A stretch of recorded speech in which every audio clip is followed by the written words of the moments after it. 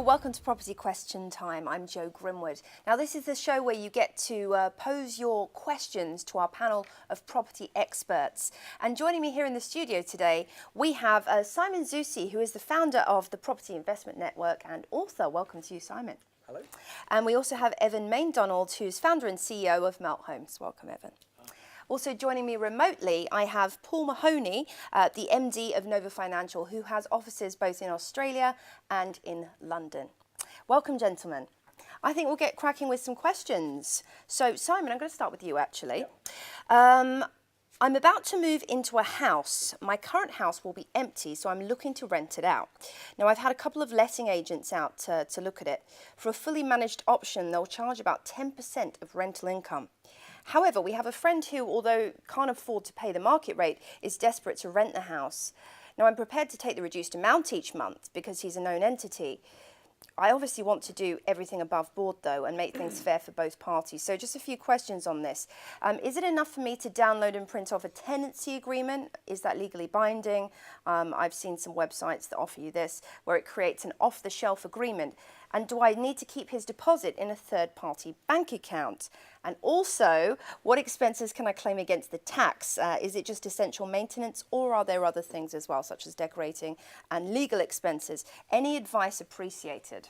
Okay, so that's quite a lot of information. Let's try and run through things. The very first thing that owner needs to do, if he has a mortgage on the property, I think he said it was his own home, and if he's moving out, his own residential mortgage is based on him living there, so he needs to get consent to let, i.e. where he's allowed to rent it out to someone else. So that's really important to get in the first place if it's a residential mortgage.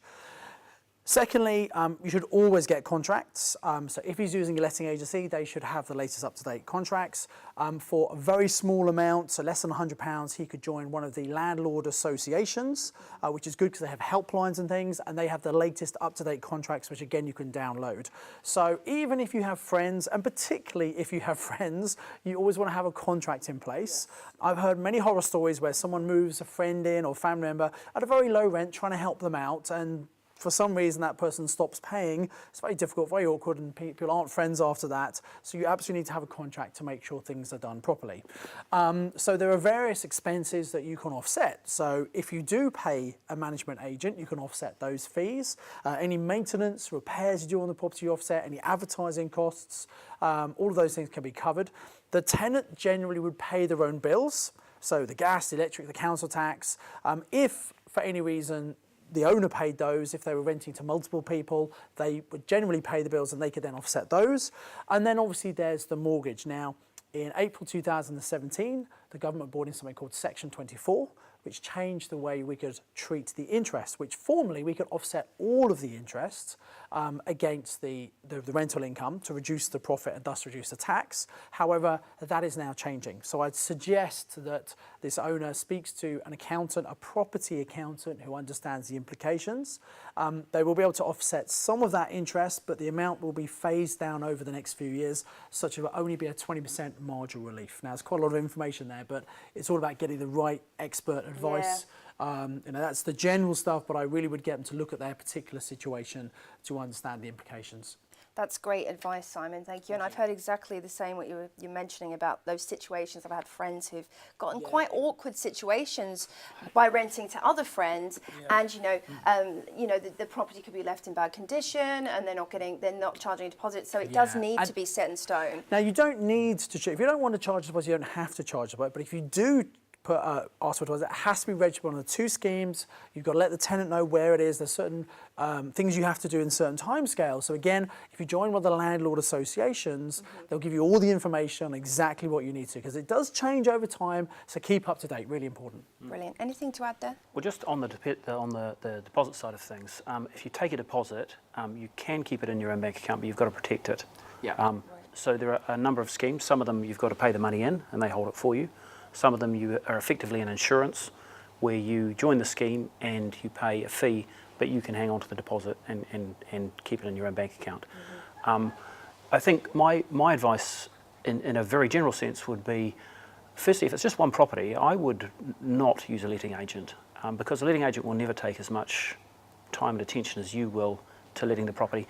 And actually, I would also say, if I was I wouldn't let it to a friend. I would just let it on the open market, because it's a recipe for disaster. You probably won't be friends. If something goes wrong, you know, your friendship is going to fall apart, and that's just not worth risking. Absolutely. You end up trying to help someone out and it all just goes wrong. Yeah, and, you I know. mean, if they want a reduced rent, you've got to question, well, can they really afford the rent? Yes. Yeah. Better to rent it to somebody who you're at arm's length with, you put a proper contract into place, and they can actually afford to pay it.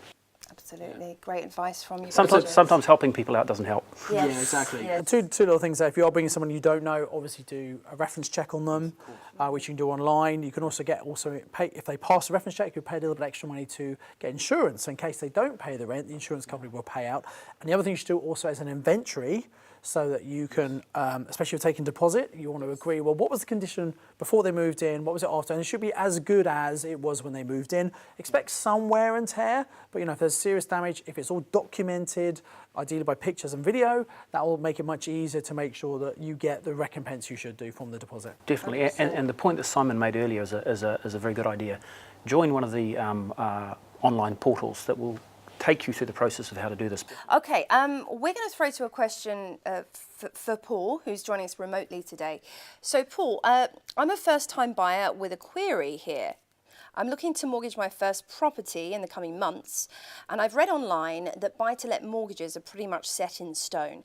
Now, my situation is this. I would like to get a buy-to-let mortgage and rent the property out for around 18 months, at which point I would be ready to move in myself. Now, I've read the occasional post which states that in some cases you could come to an agreement with the lender whereby you actually can live in it.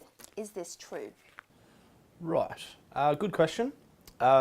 I think perhaps the posts that you've read, they've either been written backwards or you've read them backwards, in that you can get what's called a consent to let, which applies to a residential mortgage. So that's a property that, well, that's a mortgage that you're actually going to live in the property, and the lender would allow you to let that property out for a period of time, or even in some cases indefinitely, but usually for a set period of time, which is renewed generally yearly. So far as actually being able to live in a property with a buy-to-let mortgage, so far as I understand, that isn't allowed. And it's not allowed because lenders don't necessarily allow it. It's not allowed because buy-to-let mortgages are less regulated than residential mortgages. So the FCA wouldn't allow it. So, you know, for example, buy-to-let lenders can be a bit more flexible on who they lend to and what they lend on than what residential lenders can be, and that's to control the market and to stop things like bubbles, like, you know, like the last financial crisis. So I'd be very surprised if a buy-to-let lender would allow you to live in the property, but that doesn't mean that there's no solutions available to you. If you're buying the property to let it out initially, then yes, of course, the best course of action is to take a buy-to-let mortgage. But you could take a buy-to-let mortgage with a lender that also does residential mortgages. You could perhaps potentially let them know of your plans initially and put something in place which would allow you to port that over to a residential mortgage or remortgage it to a residential mortgage when it comes time for you actually wanting to live in the property. So, you know, I'd say that's the best course of action. You're probably better off being upfront with the lender about your plans initially, or at least with a broker, with an independent advisor that can, you know, look at different lenders and different products that might, you know, allow you to do what you're planning to do. But yeah, as I say, I'd be very surprised if a buy-to-let lender would actually allow you to live in the property with the buy-to-let mortgage still in place, because that's what's often referred to as a backdoor buy-to-let. Some people will do that illegally because they can't get a residential mortgage. They'll take a buy-to-let mortgage. It will allow them to get the property, and then they'll go and live in it unbeknown to the lender, but that's, you know, breaking the terms of the mortgage, and it's actually illegal. Okay, great. Thank you so much, Paul. Right, on to a question for you, Evan. I have £100,000 saved up, and I'm now looking to start investing with this money.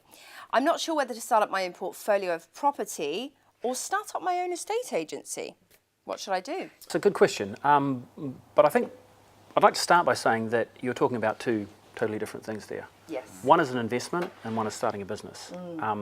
If you really want an investment, so if you mean what you say, then buying a property is your only option. Yeah. If you put that money into starting a business, It's going to take a lot of your own time and effort, and it isn't just putting the money in. It's a decision about what you do with your life. So those are two completely different things. If you're thinking about starting a real estate agency, I would ask yourself a few questions. One is, what experience do you have in the estate agency field? The second is, how are you going to differentiate yourself from other agents out there? What will you do that's different from other agents that will make people want to come to you and buy properties through you? It's a very competitive field. It's being disrupted by the internet, by online estate agency services, and you should be very careful in making sure that your business model is something that's different and something that will attract customers. A property investment is a different thing. If you put your money into property, you're buying an asset which will give you a return over time. It may be a little bit less exciting than running your own estate agency, but that is a proper investment. And if an investment is really what you're looking for, then buying a property is your only choice. Brilliant. And Simon, anything to add? I think that's a great answer. I guess that what's he looking to do with that money? You know, if he wants a passive investment, property isn't always passive, but it can be passive. You get a letting agent to look after it for you. But as Evan quite rightly said, you know, setting up a business, unless you're buying an existing business that's already got management and infrastructure in there, it's not going to be passive. And so they are totally different things, really. Well, even if you are, probably you're going to get involved in managing it. And I mean, property may not be completely passive, but it's certainly a lot more passive than running your own business. Absolutely, yes, yeah. Absolutely. Yeah. Sage advice, gentlemen. We are going to take a short break and we'll be back with lots more questions on the other side of this.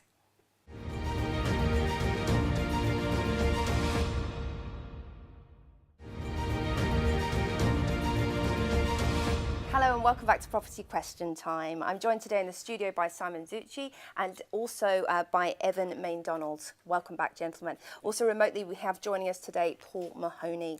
So I'm going to get stuck into some questions.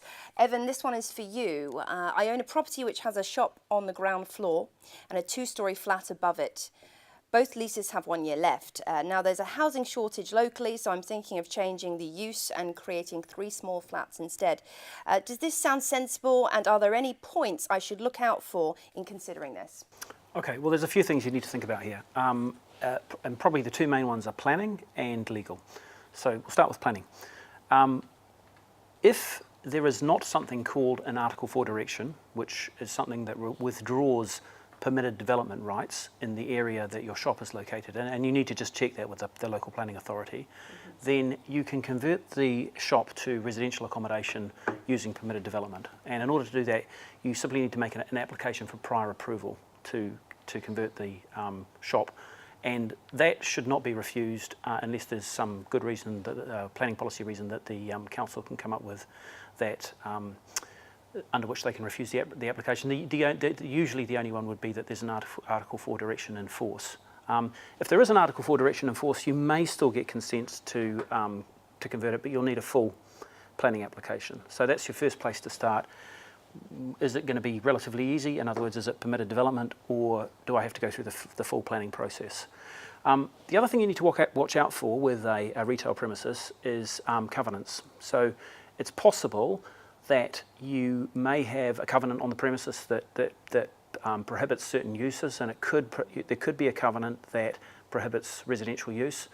It's possible to get some covenants removed, particularly if the person that put the covenant on no longer is around. If they put it on 100 years ago, then there's a process that you can use to get a covenant taken off. If the covenant is enforceable, you can generally negotiate with the person who put the covenant on to maybe make a payment to them to get that removed. So that's another thing to watch out for. The other final thing is, if you've got a retail tenant in there, you need to understand what sort of a lease they're in under. With commercial leases, they can either be inside or outside the Landlord and Tenant Act. If the lease is inside the Landlord and Tenant Act, and you need to look at the lease to determine this, and you may need to get a solicitor to advise you on it, then the tenant has an automatic right of renewal of the lease. Now, there are only certain grounds under which you can get a tenant out. One is redevelopment of the property, and I'm fairly sure that conversion from retail to residential would apply, but you would need to get your permissions in place first, and then you would need to follow the right procedure for getting the tenant out under those grounds. Otherwise, the tenant could claim security of tenure then you may find yourself in a situation where you're obliged to grant them a new lease. Well, I mean, these things are important, especially if you're converting it from a to a residential from a commercial property, as we know. Fabulous. Okay, so we have a question for Paul. Now, Paul, I'm in the process of buying my first house and I'm unsure if I can claim relief on SDLT. I'm getting a buy-to-let mortgage on the property for a period until I'm ready to move in and change it to a residential mortgage. Now, the law says you have to have the intention of moving in, which I do, but just not immediately, as I'm doing my exams right now. Now, I want to get on the property ladder and start paying off a mortgage, but I don't want the disruption of moving out just yet. Now, does a buy-to-let mortgage negate the intention? Is there any way to get round it if I do have to pay? And what if I borrowed money to buy it outright, lived in it for a bit, and then rented it out? Any suggestions on this would be appreciated. Okay. Yeah, good question, and you're right. The law does say that you need to have the intent. My understanding is that you're only entitled to the concession if you are buying it as a primary place of residence, and therefore, given your plan to buy it as a buy-to-let, you wouldn't be entitled to that concession. Given it's your first purchase, you also wouldn't pay the extra stamp duty premium that usually applies to subsequent property purchase, or is often referred to being applied to buy-to-lets. So it would just be the standard stamp duty levies, or thresholds, and that would depend on the price of the property that you're buying. So without that information, I can't really tell you whether it's going to affect you or not, because, for example, if you're buying a property that's less than £125,000, there's not that many of them left in the UK, but you might be. If you are buying one that's less than 125k, then you wouldn't pay any stamp duty anyway. And if you were buying one that was only slightly above that, you might only pay very minimal stamp duty. So I think the price of, I know the price of the property that you're buying will affect your decision process here quite a bit. I think the other thing you need to consider is, you mentioned 18-month period so far as letting it out and then intending to move into it. Whether the benefit of that 18 months outweighs the potential extra cost of the stamp duty is probably something for you to look at more closely. There's potentially a financial consideration there, the actual cost or investment benefit to you, and also a personal consideration. I think you mentioned you're studying, so whether you want that disruption of actually having to sort of up and move into the new place to avoid that extra stamp duty. So there's a couple of things to consider there. Probably worth seeking professional advice on the financial side. The personal side is obviously a decision for you to make yourself. There's a point there that you made at the end so far as, should you buy for cash and then remortgage to try to avoid these costs? I think that's a common misconception that stamp duty only applies if you're taking a mortgage, but it doesn't. It actually applies regardless of how you're purchasing the property. So whether you're buying cash or whether you're taking a mortgage, the same stamp duty will be payable. So by buying cash, that wouldn't solve your problem. I think with all things, it's worth seeking professional advice, assessing what your options are, working out all of the numbers and the personal impact it's going to have on you, and then making the right decision for you. Okay, thank you so much, Paul. That's brilliant. Thank you. Right, now on to a question for Simon. Now, I've currently come into a bit of money.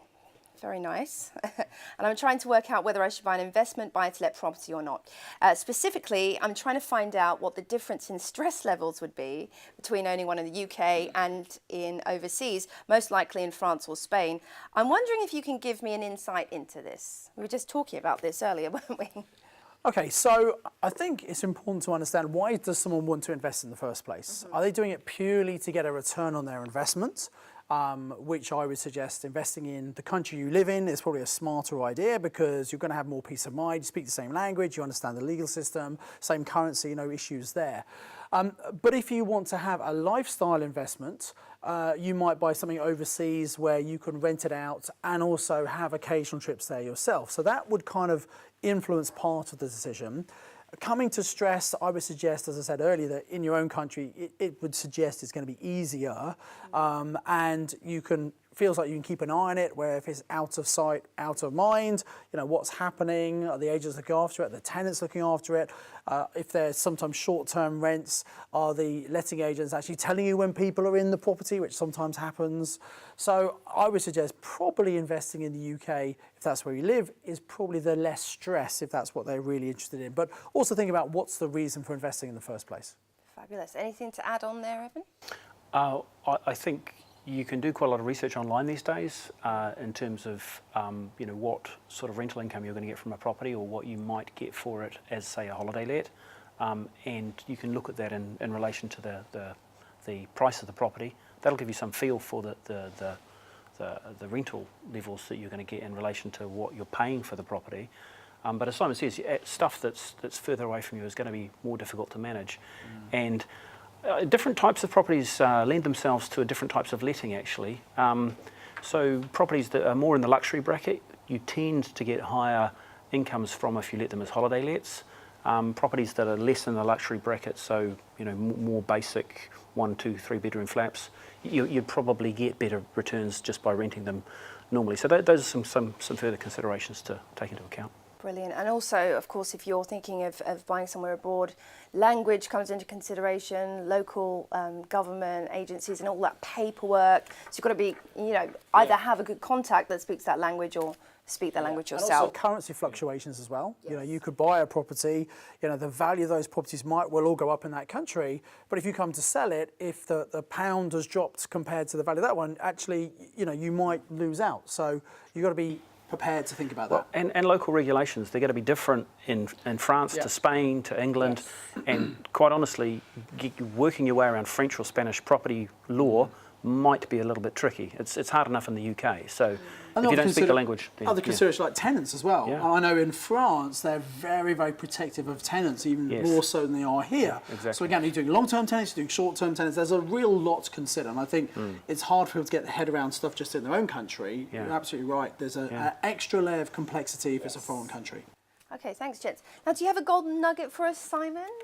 I do, and that is about if you are looking to invest, rather than trying to do it on your own, it's a great idea to send questions into programs like this program, because obviously you can get the opportunity to get a bit of an insight from people who've maybe been doing it longer than you. Ask around, you might have some family and friends who have experience investing in property. Now be very careful of asking people who don't have experience, they've only got opinions, because they might say, I'm not sure if it's a good idea to invest, and if enough people around you saying that, they might put you off, but actually they don't have any experience. So getting what we call a power team around you who can advise you and guide you is really important. So in that power team you might have a mortgage broker, and I think it's really important to get a mortgage broker who has got access to the full market. They're independent, they can look at all of the products and find the very best for you based on what you want to do. You need a solicitor who can act for the conveyancing to purchase the property for you. You're going to have maybe an estate agent who's helping you buy properties, maybe a letting agent looking after them, maybe a handyman or maintenance company, maybe builders. And all these people, you can find them through recommendations. Rather than just going online to find them, if you can speak to other people who are in the industry using those people, you get a much better recommendation of how reliable are they, how trustworthy are they on time, do they do it to price? And get recommendations to build your power team. Going to networking events, obviously a good way to get recommendations as well. So don't try and do this on your own. You don't have to reinvent the wheel. Other people have done it before you. Learn from their experience and make your life a lot easier instead of making the mistakes yourself. Brilliant. Yeah, get a structure and a system around you, and it will work for you. That's absolutely. Right. Completely. Another great place to look for people to meet or to interact with is social media. So groups on Facebook or on LinkedIn. There are groups of people that specialise in property. You can join those groups, you can put your questions up, people will answer them, and you'll get information that otherwise would be very difficult to find. Yeah. The one word of caution that I'd say if you're going to a networking event or online networking is make sure the person who is giving the information does actually have experience. There are a lot of people see on social media who are very opinionated, and you kind of think, yeah, that's true. They spend all their time on social media. Do they actually have any property? Which is a consideration. Look into their background, that's true. Absolutely, make sure they know what they're talking about. Yeah. Brilliant advice, gentlemen. Thank you so much. So that's about all we have time for today here at Property Question Time. A big thank you to my guests, Simon Zutshi, Evan Maindonald, and of course, Paul Mahoney. Now, if you'd like to send a question into our experts, you can do so by registering that on our website, or or emailing info@property-tv.co.uk. We look forward to seeing you next time here at Property Question Time. Bye for now.